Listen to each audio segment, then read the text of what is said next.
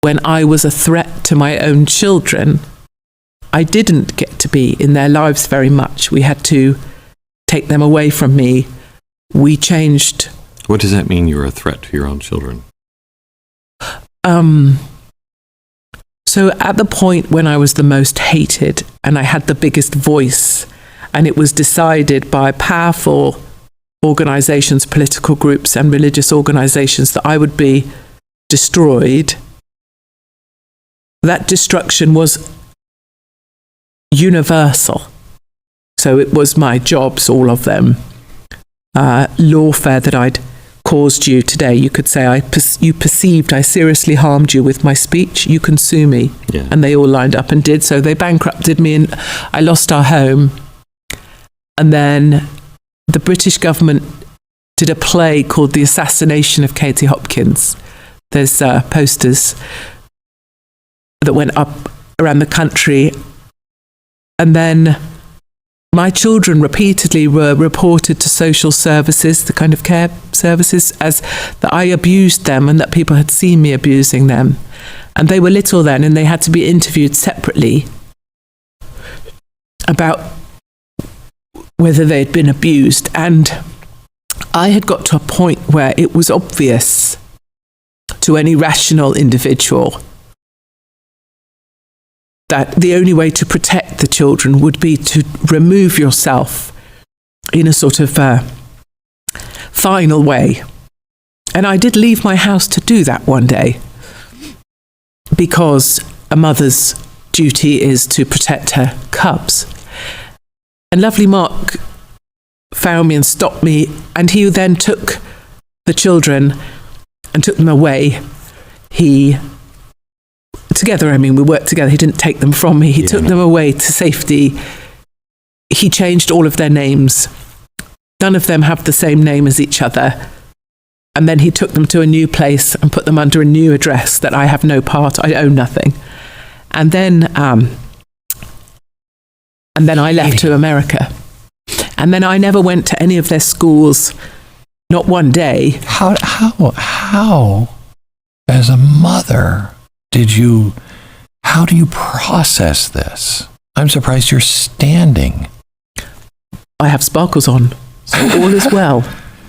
Because it was a while ago, and America took me in and let me be on its roads and its sidewalks and its clubs and Republican events, and it made me realize I was a good person. I thought I was.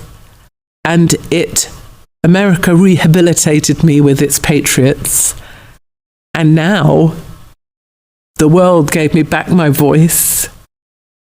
The world's done a 180 and I now can speak again. And the thing to return to where we were, about why I have such faith in young people, is that universities no longer matter. I totally accept the elite universities here, amazing, and I so see, I so see, like, if you play football here, that really matters, and that's amazing. But other unis, our unis, it's over. My kids, without my say-so, having missed much of their lives, they are 21, farmer. She's a tough bird. She can drive a tractor. She has 250 head of cattle that she runs. In fact, she'd like to come out to Texas and be a farmer here. I'm very keen for her to marry an American. Yes. Yeah. Then my next daughter, 20 years old, she's gone into the hospital as a nurse. She cares for dementia patients, never went to college. My son, who's 17 and 6'4", is a mechanic, is an apprentice at a garage, will never go to uni.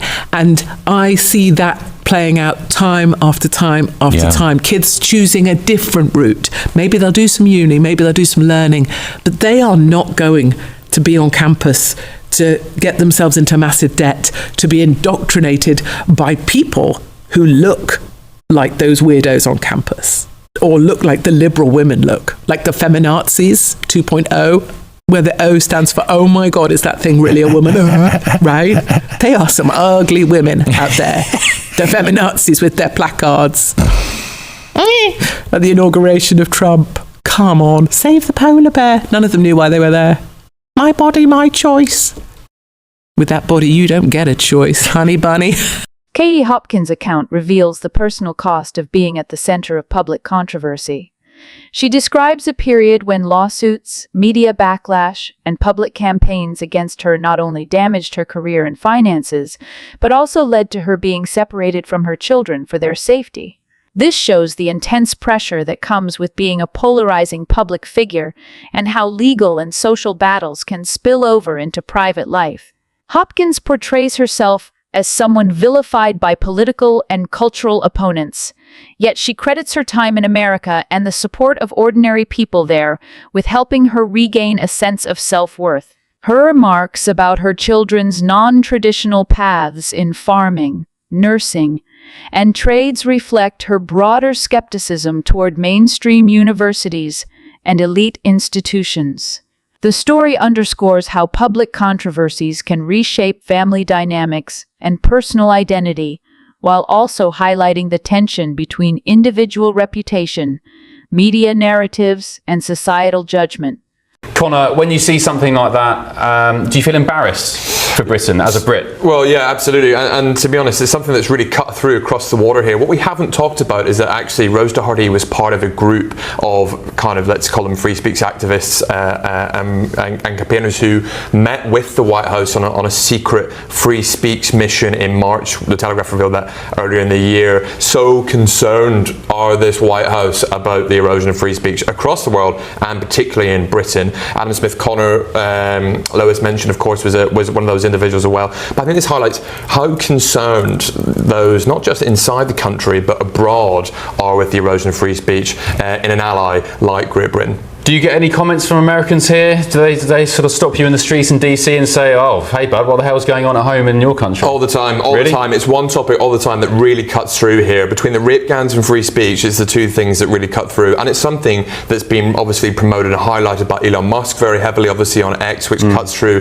very heavily here as well. But it's a real core concern for this White House. They're really worried about it. And it's something J.D. Vance in particular has used as his kind of mantle to carry and go out and try. But Eric says that the White House themselves are guilty of free speech. I think there's a difference between free speech violations like this one, and particularly what we're seeing in the UK and what is happening here. I mean, as Eric admitted himself, he's not seen violations of those being arrested for praying. I think ICE raising something is a different topic altogether, but to be arrested outside an abortion clinic, albeit in a buffer zone, which is obviously a contested point of law, and whether they should exist in the first place is something completely different. The remark highlights how the UK's free speech dispute has crossed the Atlantic, becoming a concern for the White House.